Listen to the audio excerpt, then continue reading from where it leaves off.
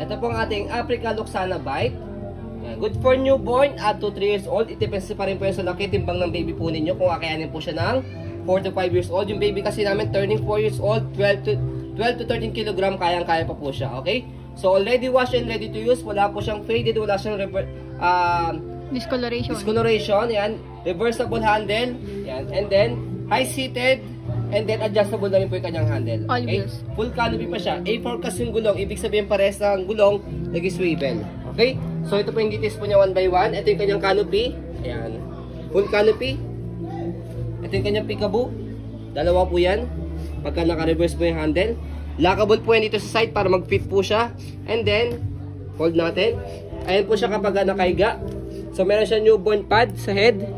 Pag dadal na si baby, pwede nyo na pong tanggalin po yan. Ayan. Okay? Ito po yung kanyang pagkakahiga. Ito po.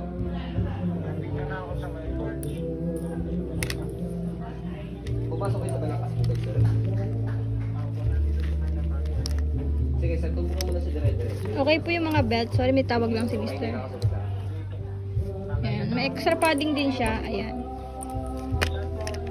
Hindi, sir. Diretso ka lang. Tapos sa kinalang pwede ka na. And then, ito yung body frame. Okay. Thank you. So, Hindi. Diretso ka lang. pre-lab, so expect sign of usage. Alapas ako. Thank you. So, footrest. Yung wheels sa harap. So, yung wheels niya, meron na rin po siyang stopper pag naka-reverse yung handle. Ayan, okay. Footrest po niya. And then, yung kanyang handle, ayan, adjustable. Meron siyang silver button dito. Depende po sa laki na magtutulak. Kabilang frame. Ayan, ito yung kabilang side ng body frame. Ayan. Uy, 34K yan. So, ayan. So, expect minimal scratch dahil pre-lab po siya. Kung ayaw nyo po ng may scratch, pwede po kayong bumili ng brand new. Ang brand new po niya nasa 34,000 po. Ayan. Okay. And then next natin, yung kanyang gulong. By the way, meron siya ditong packet ha. Ayan. And then, next natin yung gulong niya sa likod. Ayan, may stopper siya. So, dito siya ina-adjust kapag gusto niyo po siyang iupo. Hatakin niyo po itong dalawa. Kapag gusto niyo naman po siya higa, press and then pull down. Shoot yung daliri nyo, tapos pull down. Okay? Tapos, next natin, balik lang natin sa normal yung kanyang handle. Angat lang po ito and then shoot dito. Ayan. Okay?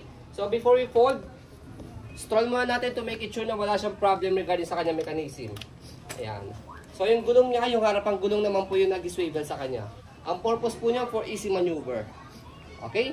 So, sa pag-fold po sa kanya, one hand fold, one hand open. So, try natin. Naka-unlock siya, press yung ilalim, angat yung likod, and then pull down.